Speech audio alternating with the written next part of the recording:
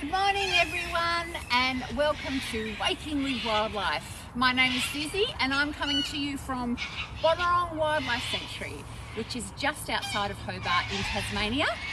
We've got a special chorus of the wild cockatoos going this morning. They've been practicing that for weeks, so I just want everyone to acknowledge just how well they've turned that on this morning. And it means I'm going to have to probably talk a little bit louder. I'm also standing here with, in fact, one of our little charges right now, which I'll talk about in a sec. I'll try and give him some breakfast. He's playing with me. Before I started though, I wanted to just acknowledge and recognise the traditional custodians of the land with which we're standing and acknowledge they're part of the oldest living culture on this earth and have a continuing connection to land, sea, wildlife and community. It's an incredible culture that I think we can learn much from. And I would like to pay my respects to elders past, present and emerging and extend those respects to all Torres Strait and Aboriginal people. I'm privileged today to stand on country and I hope that the work we do at Kangaroo honours the land, sea and spirit. We humbly walk in the footsteps of those that have come before us and are grateful for their guardianship of our wildlife. So I'm here today with an incredible team of people and an amazing group of animals that we'll get to talk through today. I also would like to acknowledge the International Fund of Animal Welfare, who are able to support us in the most incredible way. In fact, the work that we do really wouldn't be possible. And you've got someone standing behind the camera, and just because she's behind the camera is not fair, but she doesn't have to say hello either. So welcome to Dom, that you might see me. Hi, I'm here. That's the hand. So we're going to start today by feeding, and I acknowledge that there must be people from all around the world, all different time zones. At the moment it is nearly 8 o'clock in the morning over in Australia, and we are having breakfast with some of our wildlife. So this little animal here is a forester kangaroo, and we have about 5 different species of macropods, and the macropod family is the family that have kangaroos and wallabies, which we're incredibly lucky to have in Australia. And I have to admit that as we talk about it, you might actually get to see that I think this is my spirit animal. It's one of my favourite animals. I've looked after and raised orphan eastern grey kangaroos for about 20 years. And they're a very, very special little animal. This is a little baby who would still be having milk off of his mum. So they're awake at the moment having breakfast because they're animals that we call crepuscular. And crepuscular means that they do most of their movement at dawn or dusk. We have over 100 forester kangaroos, which is part of the eastern grey kangaroo family. So this little one, I'll just move, look at this, how cute is his face? He has what I call the little morning fluff fur. So you can sort of see they're very good at making themselves warm by actually fluffing up their fur in the morning. They've got a layer beneath that sort of top fluff. Susie, someone is stealing your breakfast. Stealing my bag. Can I have the note? No. Thank you. Someone's extra hungry today. That's right. See, that's what happens when you don't keep your eye on things. So yeah, they have this incredible fur that keeps them warm, but what they do on cold mornings is they fluff up, as I call it. So it makes them all fluffy and extra cute, particularly if you're small like this one. So kangaroos are actually an animal that they stay on milk for an incredible amount of time. And one of the reasons I didn't actually talk a lot about Kangaroo, but I will as we go through this morning. See, we've got share breakfast. Oh, not sharing very well. So Kangaroo Wildlife Sanctuary is a sanctuary that gives homes to animals that can't be released. And we have nearly 200 animals here. And what we also have off display, and is probably part of the more incredible message we get to share, because the guests that come to Kangaroo, we get to have a conversation with them about sustainability, and that sustainability includes what we as humans do to impact on animals and maybe what we can do to continue to help them to thrive into the future. So Kangaroo Wildlife Sanctuary is really important in the sense that we also run the Wildlife Rescue Service for Tasmania. And what that means is as wildlife gets themselves into trouble, or maybe they've come across some human interaction that has also put them in a difficult position, or they're injured or hurt, then we operate the 24/7 wildlife number, which means people get to call, and we have volunteer rescuers, an amazing community of rescuers that we teach an initial course to, and then we help them along the way through our phone rescue people. And basically when there's an injured wildlife that needs help, our rescuers will go and pick up, and then we're part of an ecosystem of not just the wildlife hospital here at Bonorong, but also an incredible, amazing amount of support from vets across Tasmania, and also wildlife carers that also then help to rehabilitate. We rehabilitate animals here as well, but wildlife carers do that too. So we're an amazing community, and part of that is having a sanctuary for where animals actually can't be released. So that's the animals here. The only one we're going to get to see a bit later, and we'll feed a wombat, is the wombats actually get to be raised, they're orphans, and released to the wild. But these animals have a home here. That's why we're a sanctuary. And it's a really, really important message to be able to continue to help people understand how we are impacting these animals in the wild. So we like to describe ourselves as a positive impact, nature-based tourism business, but we operate a rescue service 24/7 and a wildlife hospital as well. And that's the only wildlife hospital in Tasmania, is that right? Yeah, at the moment there's actually one that started up, so we're the first one, but we work collaborative with the other one, and it's part of where the assistance we need to give to wildlife is never ending. So frankly, if we had another 3 or 4, we'd be very, very, very happy. Our wildlife hospital is really, really busy, and that's where we have an amazing partnership with IFAW, the International Fund of Animal Welfare, who really, really help us continue to keep that hospital going. And it's seeing thousands of animals every year. Our wildlife rescue hotline number actually received 14,000 calls last year, and some of those ended up coming to our hospital and being rehabilitated by our staff here. So it's an incredible level of support for wildlife. We do try to do things to help them not have to come into care or be hurt or injured, and we also try to make sure that there's healthy habitats that they can go back to. So I have to keep doing this little cute one because he's very, very cute, but there is actually lots of other kangaroos here as well. And people are asking, what do they eat? So in the wild, they're a herbivore. So they would eat mostly grasses, but they'd have a little bit of what we would call shrubs or browse. So they might eat some wattles, they chew on bark, they might eat tiny little ground plants, but they are herbivores. In the sanctuary, we're offering them a mix of hay and pellets, and some barley I think is in there as well. So they're very well fed, and later they'll have some, we'll go up and see some actually having some straw. So this little one is very hungry this morning. This is what we would call an at-heel joey. So what that means is that this little kangaroo joey has fully emerged from the pouch, but would still be drinking milk. They're actually on milk for about 18 months of their life, which is pretty incredible when you think of human equivalency.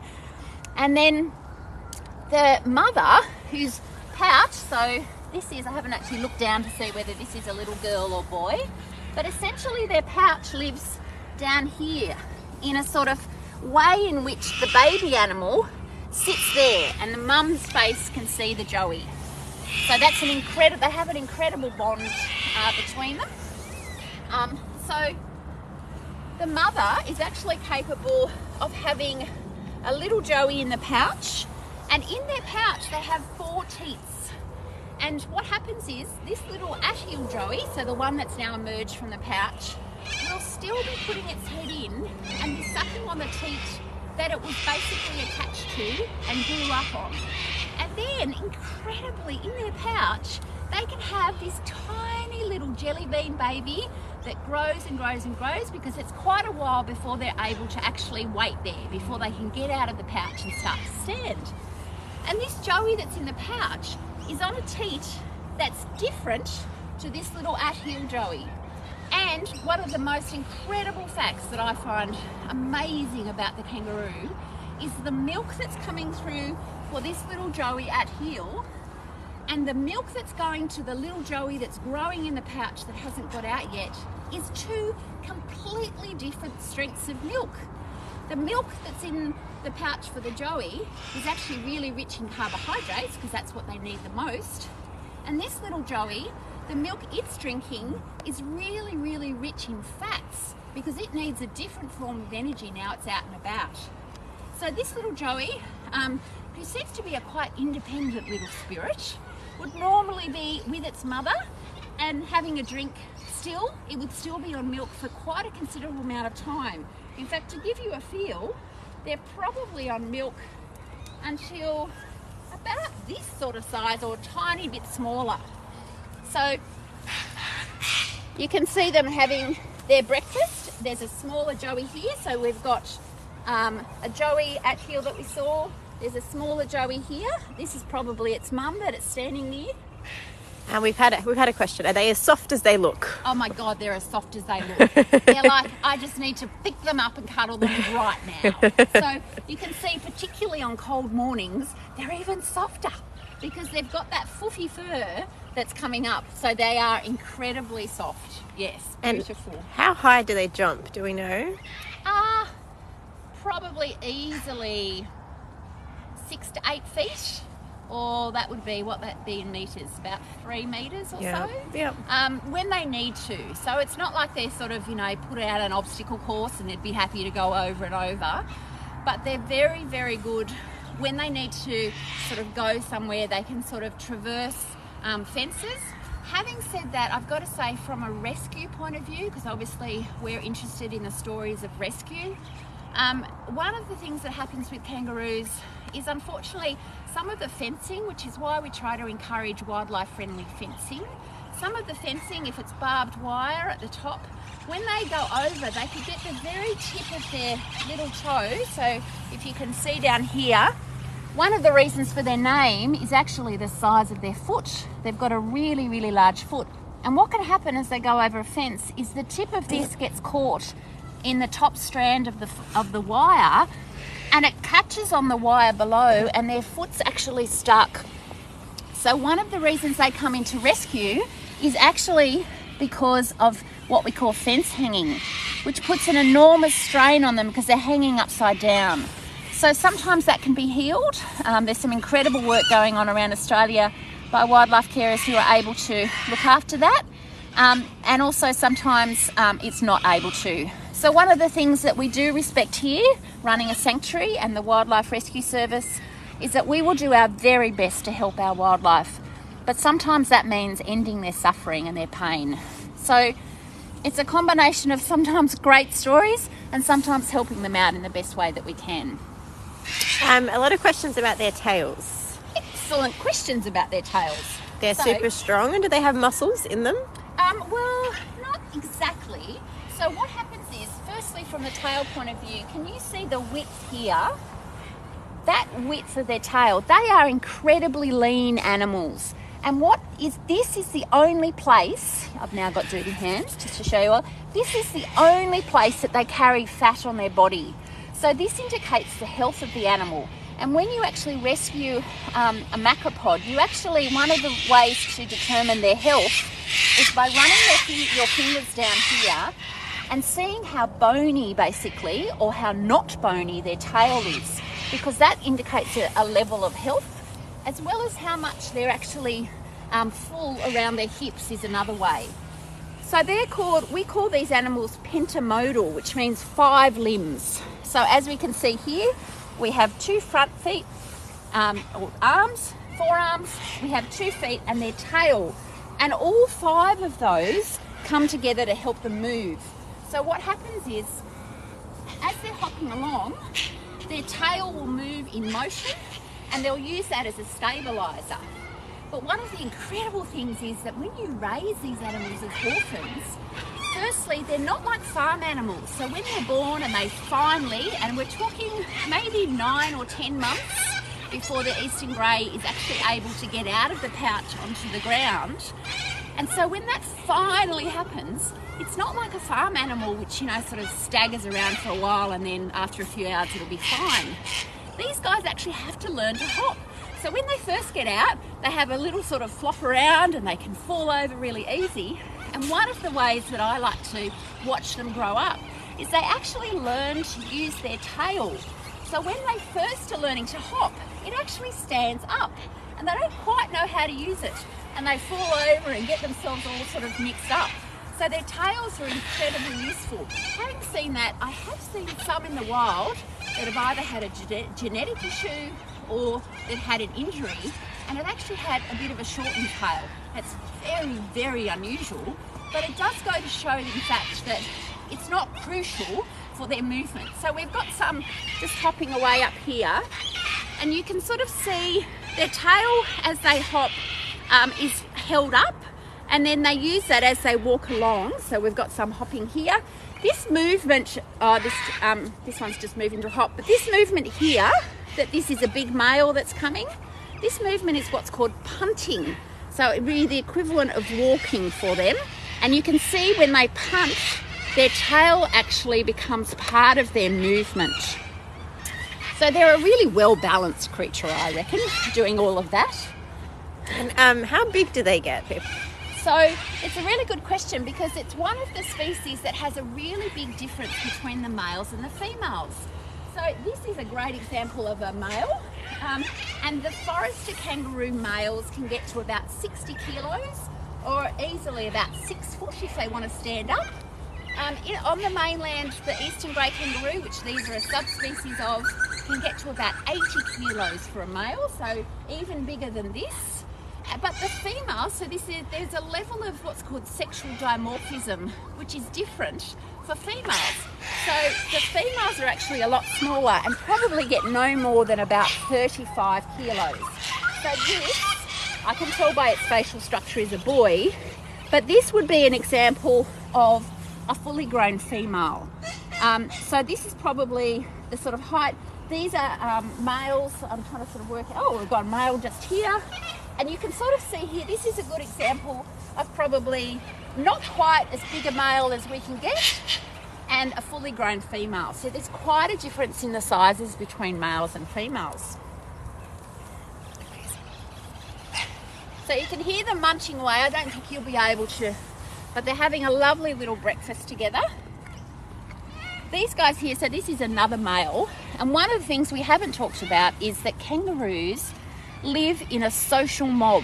It's actually really important for them to be with one another, which is why when they come in from a rescue service or we need to raise them, we always try and raise them as a mob.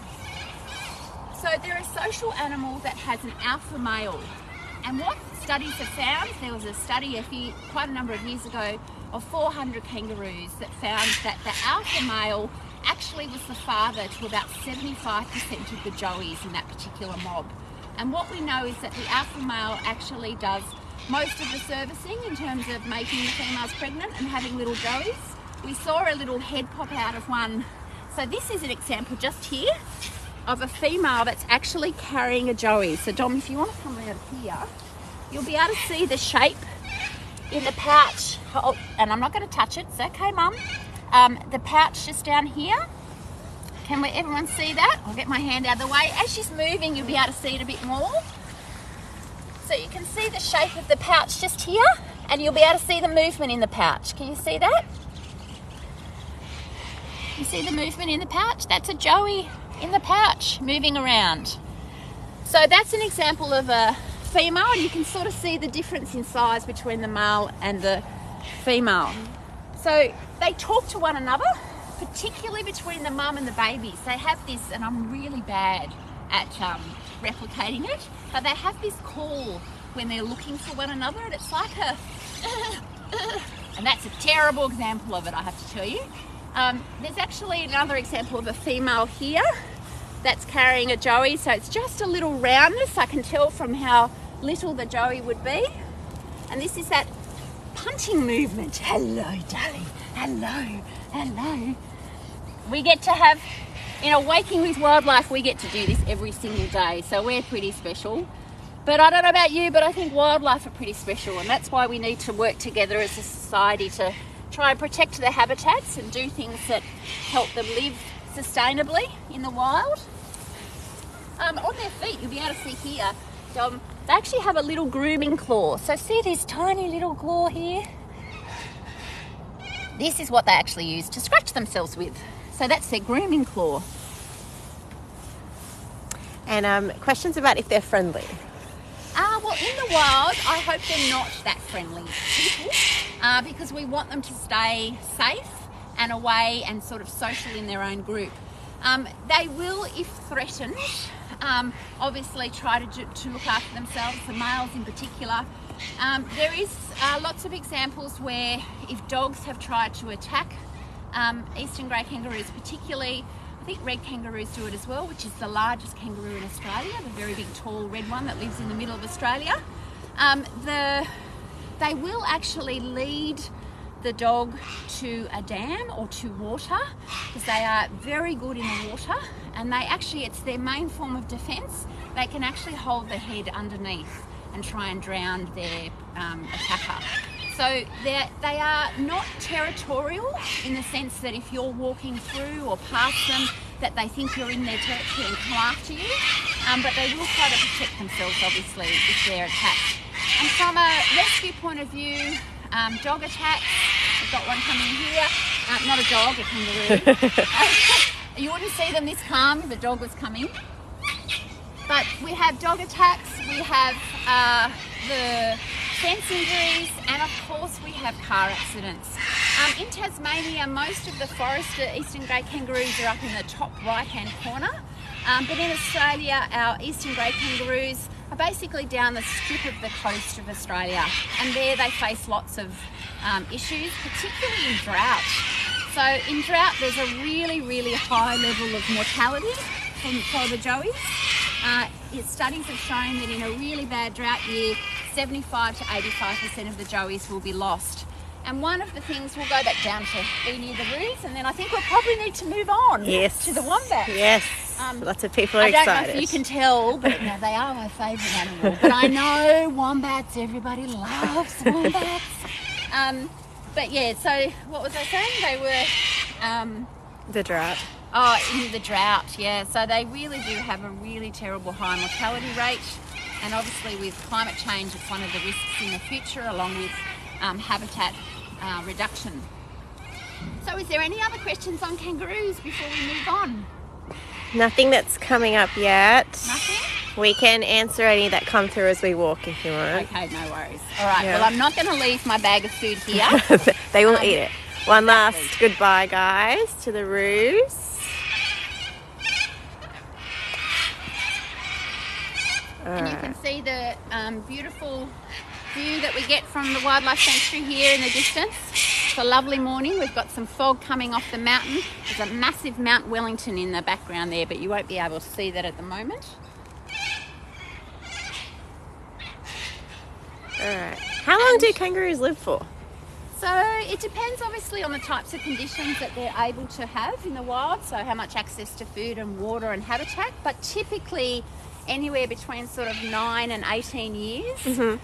And those big males, we just walked past one that was going there, those big males, when you see them have those amazing pec muscles on their chest, which I'm sure some of us get very jealous about, they're usually at least 12 years old, so the big males. The only other way that you can tell their age is by their teeth and how many teeth they have left, because one of the things that happens with their teeth over time is that they actually wear down and fall out. We're just walking past what I think is probably quite an old male, just as we're talking about age. So we can see he's just starting to lose condition. He's a bit slower on his feet and how he's moving. But that's okay, we all age. We all get older. Now, we haven't actually gone past and through and into our wildlife hospital, which is amazingly supported by IFAW, our International Fund of Animal Welfare, which we're grateful for, because all of the animals that are rescued that our vets get to see. So essentially, through the animals that have come in every night, our vet team stands ready every morning to then have a look at those animals, as well as then work through the day for the animals that then need to be seen from previous rescues that are being rehabilitated. This is Petra, one of our incredible teams here at Bonarai. Hello. And yes, Who we is have this? Winnie the Wombat. So Winnie's a bit special to me because I looked after and raised her. But we'll come and sit down here and have her bottle this morning. So this is your Waking with Wildlife morning bottle morning time. I should have a little break and stop talking so you can go and get your bottle and share it with her. She loves her milk, so this will be a great experience. And so how old is Winnie? Winnie would be about 13 and a half months old. So she's a big baby girl. Now I'll stop talking so you can hear what she's doing. Can everyone hear that? Yeah. You can see she's closing her eyes. She always does that as she feeds. So this is not an abnormal behaviour. This is actually a wombat that in the wild would still be on milk with its mum, but it wouldn't be in its pouch. You'd hope not, because that would be a very, very stretched big pouch. She's actually about 7 kilos now. So she's grown from a little tiny jelly bean when she's born, where she basically moves from the cloaca area down here into the pouch. And with wombats, one of the differences is the fact that they have a backward facing pouch. So you know how we were just at the kangaroos and we talked about the bond that a mum joey and a kangaroo joey can have? Well, with a wombat joey, they're actually in a pouch where they don't get to see each other for a good sort of, 5 or 6 months or so, until the joey emerges from the pouch.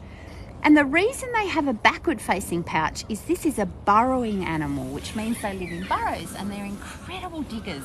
Even when you raise them from tiny, and I've raised little wombats that can fit into the very, very top, tiny bit of your palm, they are incredibly strong, even at that age. And so as they grow up, we call them the bulldozers of the bush. They're able to move rocks and logs and get around amazingly well and dig really deep, amazing homes in the ground. So their closest living relative is actually the koala, which most people don't realise, because you'd not look at a wombat and go, my goodness, they look like a koala. But if I show you her back foot, just here, you'll be able to see why. It's the same foot as a koala, except a koala has a double thumb. And they came from an animal probably sort of 10 or 20 million years ago, an original ancestor.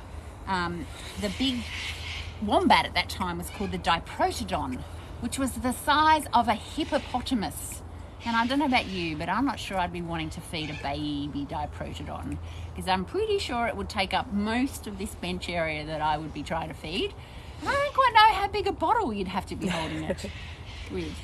But the diprotodon was one of their original ancestors that they originated from, and you can see their incredibly strong little front arms there. So what happens in care is they will get long fingernails while they're in the pouch, and then as they start to live in their environment, the rocks and twigs and ground that they move over will actually wear these down. And what do wombats eat in the wild? So these are also herbivores, and so they eat mostly grass, pretty much mostly grass. Mostly native grasses, but every now and again some of those luscious, rich, exotic, badly introduced grasses as well. One of the things you probably can't see, Dom, if you want to come over the top here and come near my thumb, is you'll be able to see her front teeth just there. Can you get in and see that? Yeah. So the teeth of the wombats are a bit like a rodent's or the beavers. They actually continuously grow. So one of the important things for our baby wombats as we're raising them is to ensure they have access to a lot of roughage, because they have to wear down those teeth. And that's what happens in the wild. As I said to you before, so Bonorong Wildlife Sanctuary is a sanctuary, which means we give homes to animals that can't be released in the wild. We don't keep them here just for the pleasure of humans. It's really, really important to us that they have places that they can go and hide and escape and rest from even interacting with any humans here. And we are very careful to ensure that we would like to give a home and sanctuary and shelter to an animal that will have a great life. So when we meet some of the other animals here, they're here because they will not live in the wild for various reasons. But the only animal on our sanctuary that we are able to release to the wild is our wombats. So these are orphans that we're raising, but what happens is they look like they're really humanized and babies and cuddly. But what happens is they actually get to a stage where they reach this incredible teenage years. I don't know if that's an insult to any teenagers that are listening, because I'm sure that you're amazing individuals and very, very pleasant to everyone around you. But what we could call the teenage wombats, which is about sort of 2 years old, they actually turn, which means they get really, really, really grumpy. And we know that that's actually part of showing us that they're ready to go into the wild. And we're very careful at that stage not to keep them as babies, not to keep sort of cuddling and introducing ourselves to them. And we leave them alone. We move them off-site to a pre-release facility, and we do what's called a soft release, which means they get used to where they're living and they get to hear the sounds and the smells and eat the grasses from around the area. And then eventually either they dig out after a few weeks, or the gate is open and they can come and go until they're off permanently. So that's an incredible experience that we get to have with our orphans. And what happened to Winnie's mum, people are asking? So we think she actually came to us third hand, but we think she was probably hit by a car. Yeah. So of course our threats to our wombats are car accident, loss of habitat, and unfortunately there's also something called the sarcoptic mange, which is this disease that they can, well, it's not a disease, it's a mite that they can get. It can live in the ground basically, and we think the trigger is a lot of stress or some sort of compromised situation where in fact the mite gets very full over their body.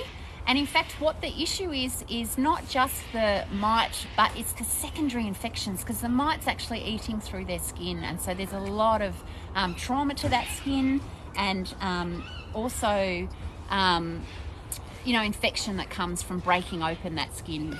I don't want to interrupt you. Oh no, I thought it's Reedy in the background, so that's we do, our other wombat. There's little Reedy, and Reedy's 16 months? Yeah, she's a lot older, yeah. Yeah. And her mum was hit by a car, is that right? That's right, yeah. And there she is, just getting some morning sun, it looks like. So she's another one that's loved her bottle. So she is just getting weaned at the moment. She's probably having her last bottle next week, which is a bit older than she should have. But she's also then, we want to make sure that she starts that transition to growing up. We did have a question about their backs. They're quite strong.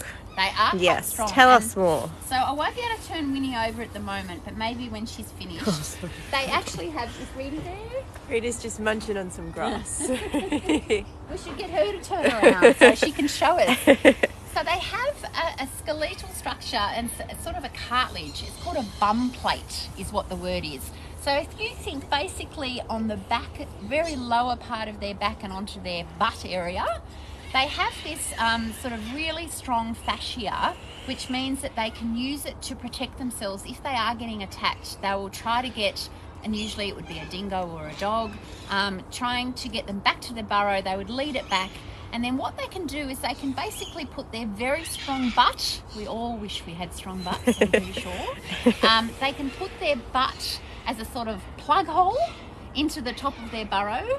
And as the animal that's trying to attack them is trying to get in, one of the things they can do, and they have this, I wish I could show it to you, and I'm not sure if I should be demonstrating it on morning breakfast, but they have this bum flick they can do, where basically you can smash your butt up against the side of their burrow and they can actually crush the skull of whatever is attacking them. So their bum is one of their incredible protection features, because other than that they don't really have a lot. But they're also an animal that doesn't have a lot of predators. And they grow to about, in Tasmania, the Tasmanian species of bare-nosed wombat. So this is a bare-nosed wombat, which means it has a shorter sort of snout and obviously no fur around its nose. There's two other species of wombat in Australia, the northern hairy nose and the southern hairy nose. The northern hairy nose, incredibly, there's only about 315 left in the wild. Sorry, they're not even in the wild anymore. They're in a protected scientific national park. So they're pretty incredible animal as well.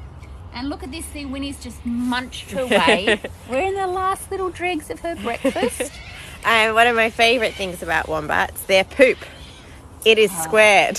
I was wondering when at breakfast we were going to start talking about poo. One of the things when you're looking after and raising orphans or rehabilitating native wildlife, unfortunately because they can't talk to you, they can't tell you what's going on, is their poo is the best way to work out if they're healthy and well. And for wombat poo, they do this incredible little square poo. Having said that, I just want to say that's only if the grasses are not really, really rich in moisture. Because the reason they're cubed is because of the way their gut works. They're what's called hind gut fermenters, which means they do most of the fermentation of the grasses they're eating in the lower part of their gut. And then they have this incredible system where they're basically moving things through their intestines and their colon, and the last sort of third of their colon does these movements that basically squeezes every single ounce of moisture out of it. And eventually what pops out is this little dry cube of, well, essentially it's just grass, what's left over from grass that they didn't want to eat. I had someone the other night go, oh, why are we talking about poo? Well, I get reassured that when you're looking after someone like Winnie, all that's in their poo is grass and milk. That's it. Easy, no problems at all. Look at that. Someone was hungry. Yeah. And one of the best things about a wombat after it has its bottle is she gets incredibly sleepy and sometimes goes into this sort of milk hypnosis because you're in this sort of land where you continue to drink your milk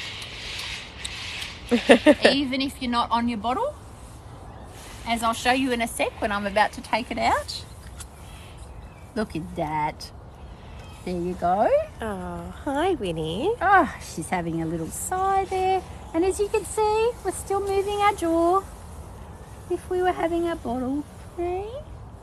Do you have a cuddle? Hey?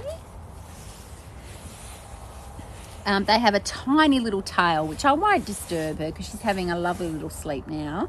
Obviously at the very end of her bottom, which is just like a koala. It's this like little tiny tail that is completely out of proportion with the size of that animal. It has absolutely no use whatsoever. Oh, look. I feel like we could just stay here for another half an hour and someone could see a wombat. But we do have other animals to meet. I would like to share the love with our other sanctuary animals here. So, if everyone's had enough and no more questions?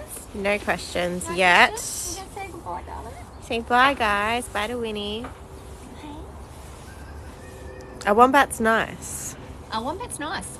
Interesting question. Yes, they are nice. Yeah. Until they become teenagers. And to be honest though, we still think they're incredible then, but we want them to be wild. Yeah. So they get a bit grumpy at that point. And they might not look it, but they're very fast, right? Well, they can be fast for a short period of time. So, Petra. Not a problem. There we Come go. on, Winnie. Say bye, Winnie. Bye. Yeah, she goes, what's just happened then?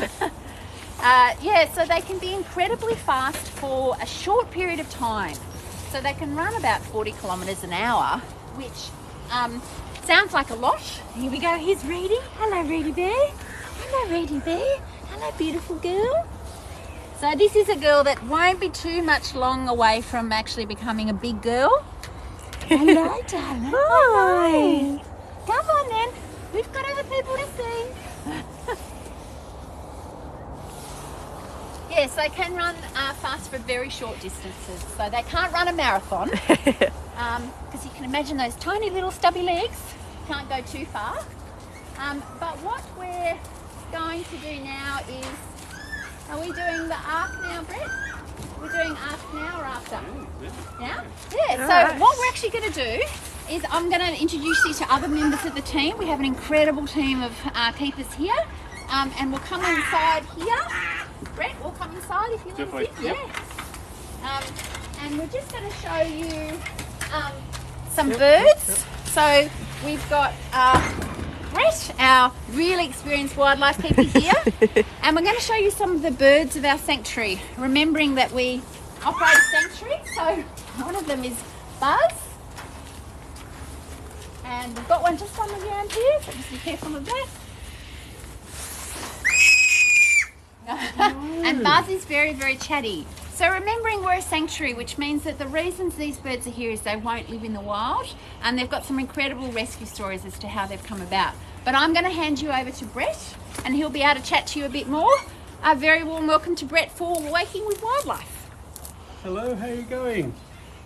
Just like to introduce you to Buzzard, our yellow-tailed black cockatoo. Hey, sweetheart. He's very charismatic. He demands all the attention. What's he eating there, a peanut? He's eating a peanut. They're his favourite food.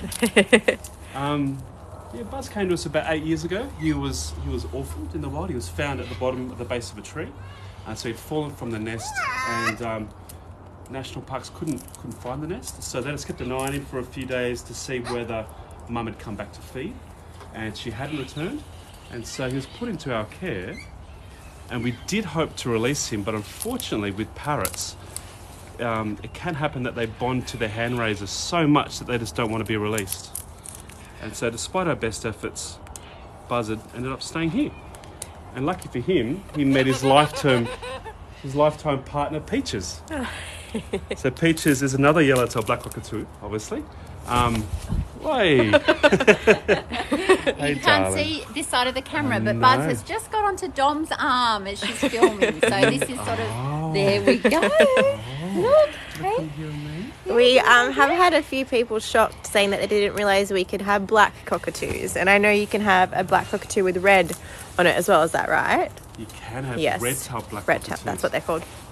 Different species. Those guys are more arid birds, and these guys are southern cockatoos. So just different environments. I know.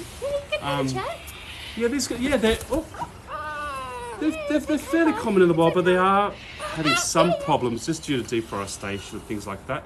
They do prefer tree hollows to make a nest in. Hey, darling. And these guys, as I mentioned, they do bond for life. So Peaches came in with an injury, and we're lucky that, well, Buzz is really lucky that he met Peaches, and so they'll live here in what we call the ark. And we've got, what have we got down here, Brett?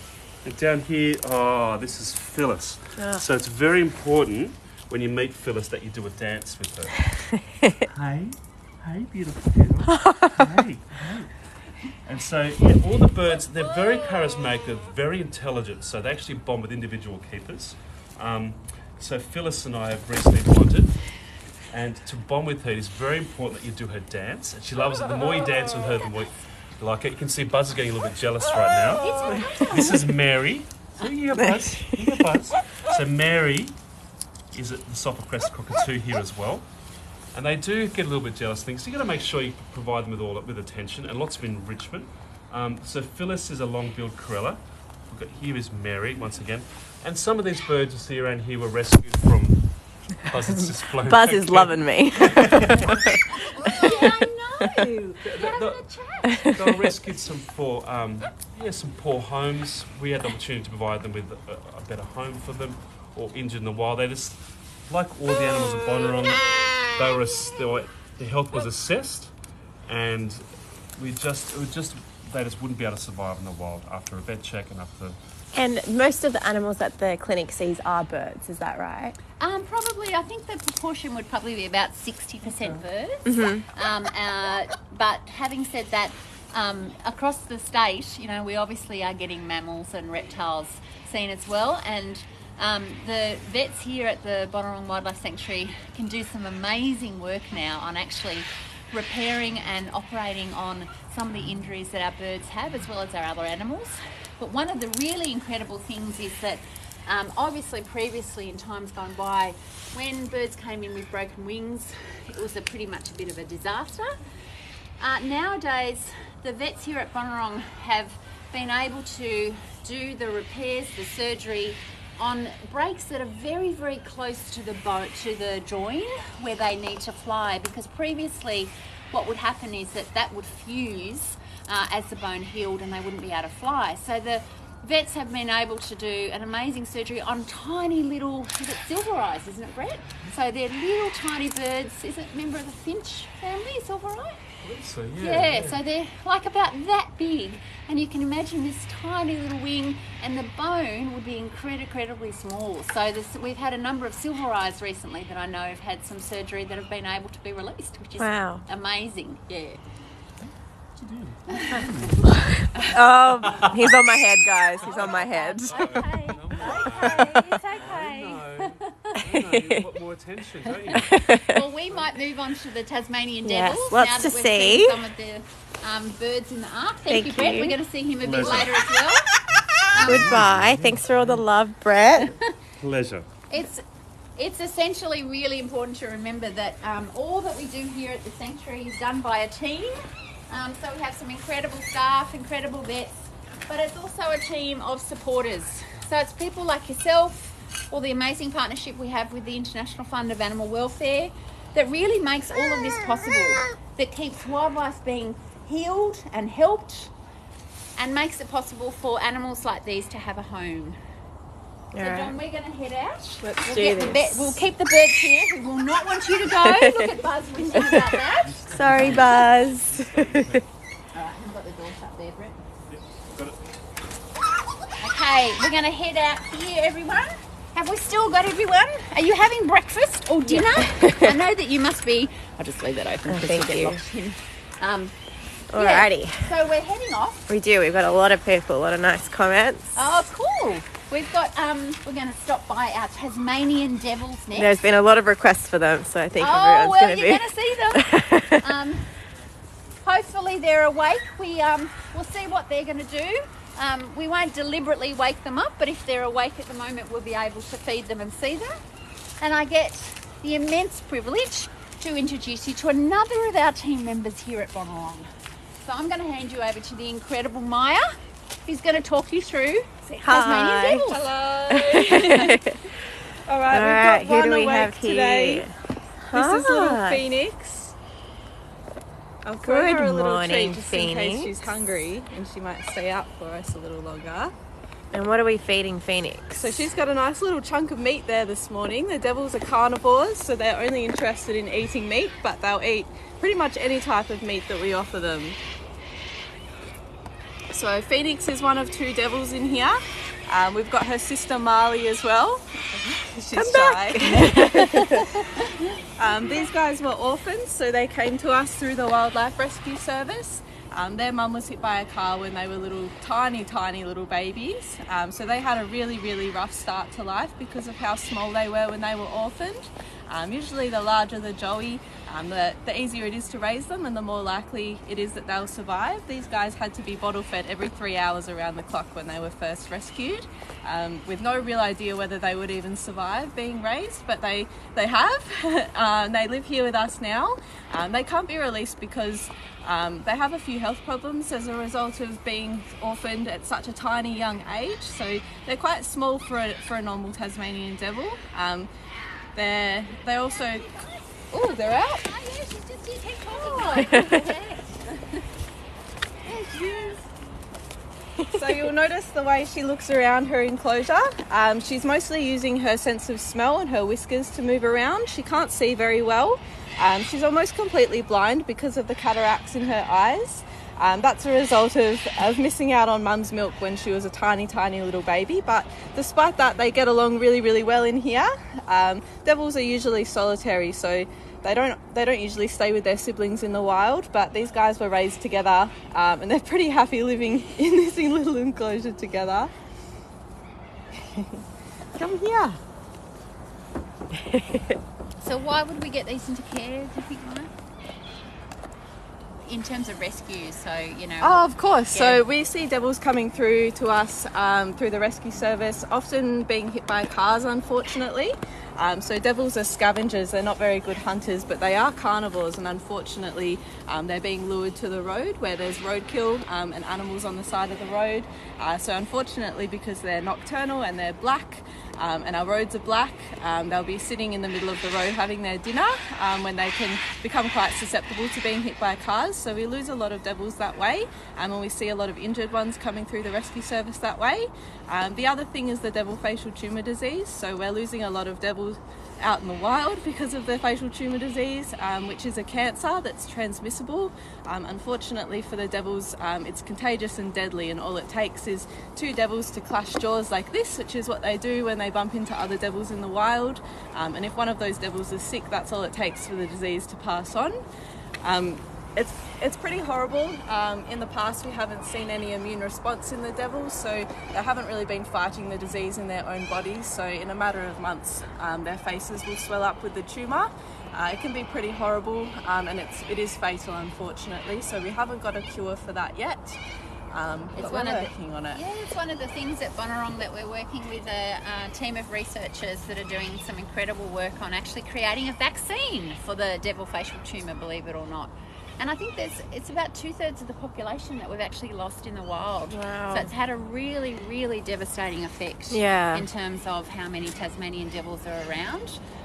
It's originated from one particular, a mutation from one animal. So it's incredible how sometimes there's some things in our natural environment that can spontaneously cause a really, really bad disruption and impact on one of our species, and the Tasmanian devil is one of those. So she's up sniffing the air. Hi. So she can smell us from here, but she probably can't see us. Devils can smell meat in particular from, we think, up to 2 kilometres away. So they've got an incredible sense of smell. And in the wild, they will travel that far if they need to find something to eat. They're what we call gorge feeders. So what they'll do once they get there is they'll cram as much food into their body as possible, and that can be up to 40% of their body weight just in a 30-minute feed. Wow. So they're incredible little guys. And they'll also eat every single last bit of whatever it is that they've found. So that could be the fur, scales or feathers, depending on what sort of animal it was. They'll eat the insides, even if it's all stinky and rotting. The devils don't mind. They even like it better sometimes. And they can even eat the bones and the skeleton of the animal. They're really incredible. They've actually got the strongest bite strength to body size ratio out of any animal anywhere in the entire world. Wow. So we throw these guys a bone and they can chomp straight through it, just like how we'd bite through a carrot. They're pretty incredible little guys. So for anyone on TikTok that might have joined recently, we're at Bonarong Wildlife Sanctuary just outside of Hobart in Tasmania, and we're a sanctuary because we offer a home to wildlife that can't be released, but we also look after a rescue service and a wildlife hospital. So it's an incredible service, community service to wildlife that's done through the help of thousands of volunteers and people like yourselves, supporters around the world, and our partnership with the International Fund of Animal Welfare. So we're probably going to head off. Maybe Maya, just one last thing in terms about the markings. Did we talk about that? No, we haven't. So we use the markings here at Bonarong to tell our devils apart. They've got fairly distinctive markings. None of them are quite the same, so it's one good way to identify them.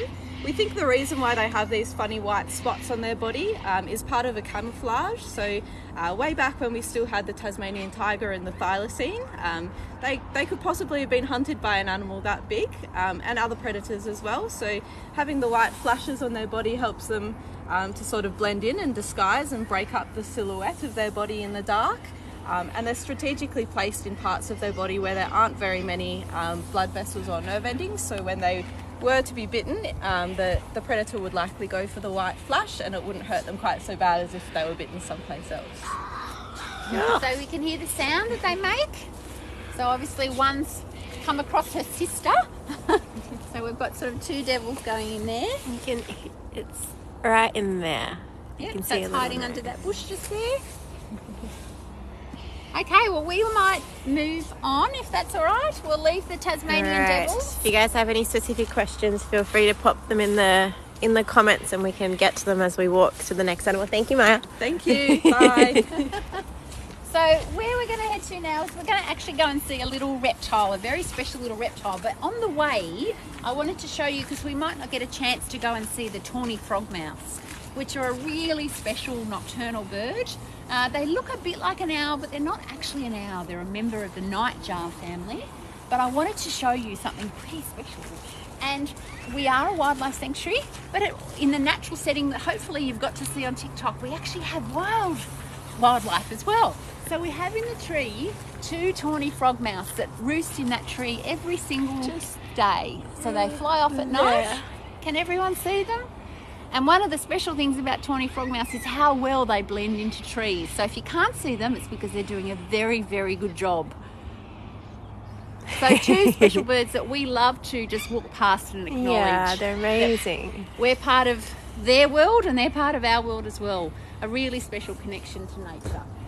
Alrighty. So we're going to head back to Brett, who's going to talk to us about a little blue-tongued lizard that we call Spike.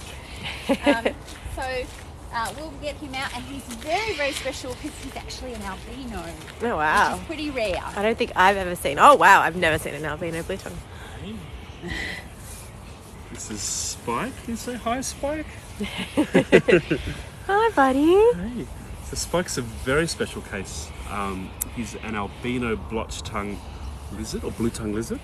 So you can see the scale pigmentation is a little bit different. Usually they'll be black with grey and copper colours, little blotches on him. But you can tell he's very fair, and as is the case often with albino animals, their eyesight's compromised, so he actually can't see very well. So when he was found in someone's backyard, he came here. He wasn't doing that well anyway, but we fed him up, and we just decided, you see his little tongue. There should be blue tongue, but it's actually pink. That's amazing. You can't really call you a blue tongue lizard, can we? And so we just decided with the vet's guidance that he wouldn't do very well in the wild, only because predators can see this guy, can really zero in. He doesn't have the camouflage that he requires to survive. So cats, dogs, any sort of predatory bird could make Spike a tasty meal, really. And so he's staying with us, aren't you? We have quite a number of other blue-tongued lizards at the sanctuary as well, and that's because of, through our rescue service, you can sort of think that these little guys, particularly at the moment, they would be hiding under mulch or sort of leaf litter to keep them warm, or in grass, long grass. So one of the reasons they come in from a rescue point of view is because of whippersnippering or lawn mowing, and as Brett said, obviously cats or dogs as well. Okay, he's persistent in going off the table. So they have sometimes some injuries, which means that they can't be released. They might be missing a leg. And as I said before, one of the important things about the animals in our sanctuary is that we keep them here to give them a home because they won't live in the wild. But it's important for us that they have a quality of life where they can be happy and healthy. And what is Spike eating here? Looks tasty. They've got the benefits of being in a place like Bonorong and not being in the wild is they get fed sweet things. They've got a huge sweet tooth. So we've got some strawberry, cut up strawberry here, and some egg. They love banana as well. They're commonly found, as Sue said, around people's backyards where they can get hurt by whippersnippers or dogs or cats, because they also love dog and cat food as well. But we've got it. What are they actually supposed to be eating, They're Brett? supposed to be eating bugs and snails and things like that. So they're very, very good to have in the garden. They'll take care of your plants. They hoe down on all sorts of grubs and caterpillars and snails and things like that. So they're very good to keep in the backyard. They won't bite you. They won't harm you in any way. They're just a beautiful native animal. And a bit of a technical question, but are they scales or is that skin? It's scales. It's scales. So if you feel him, see. they're quite soft. And when he sloughs, so the term slough means when they shed their scales, he will shed them in little parts will rub off him. When he feels like he needs to grow, like his skin's sort of too tight on him, he will rub his nose on something sort of abrasive like a rock, and he will start to shed the first few scales off his face, and the rest will fall off like a sock. Amazing. And that's what they do to grow. And they're a special lizard in the lizard world, aren't they, Brett, because of how they give birth? That's true. These guys, I mean, believe it or not, these guys aren't egg layers like a lot of reptiles. These guys give birth to live young. And so little Spike's probably sisters out there in the world right now should have between sort of 5 to maybe 10 live young. Spike was actually found relatively recent after he was born. He was born in spring. And they sort of generally they sort of find a partner or a boyfriend or girlfriend around autumn. And they give birth in spring where there's lots of bugs around. So it's time, so when they're born, it's the season where there's a lot of bugs and ants and grasshoppers around, so they grow quickly. And also the mum basically gives birth, and then that's just about it, isn't it? Don't they? Do they have to then go off by themselves? There's not a lot of maternal care, is there? I'm sure they love their babies. I'm sure they do. And that's in the reptile world in general, isn't there? Yeah. So once they're born, once they're hatched, they're generally off on their own. But they've got a very strong instinct. Wonderful. So the ones that do come through Bonorong that we are able to release, the chance of their survival is very good because of that incredibly strong instinct which they have. So I think in terms of timing, we might be nearing the end of our Waking with Wildlife, everyone. Thank you so much for joining with us this morning. It's been a pleasure to have you here with us and the team here today. So in terms of wrapping up, I think just reinforcing that message that one of the things that we get to have a conversation about with people that come to the sanctuary is about sustainability, and that the impact that we as humans can have on our wildlife and nature, and some of the things that we can do to try and help them. So trying to live more sustainably, less plastic, drive slower on the roads. There's lots of things that we can do, wildlife friendly fencing, all sorts of things. So please consider and respect and acknowledge the place that our wildlife have in our society. It basically means that when we have healthy biodiversity, healthy wildlife in the nature, we have a healthy society, because we depend on what they do to our natural environments to actually live. So I hope you've had a great time this morning seeing some of our animals, introducing some of the little baby kangaroos, Winnie our wombat, the incredible birds in our ark, our Tasmanian devils, and also Spike the lizard. We have many more animals here at Bonorong Wildlife Sanctuary, of which we'd have hours more time to go through with you, but conscious that we do need to end Waking with Wildlife at some stage, otherwise we're just awake with wildlife the whole time. So thank you everyone this morning. An incredible shout out to our team at the International Fund of Animal Welfare for the support that they give us here at Bonorong Wildlife Sanctuary in Tasmania, where through the help of our staff, our volunteers and our partners, and as a community, we can do a lot to help our wildlife now and into the future, and making sure that they're around. Thanks so much, guys. Thanks for tuning in. Bye.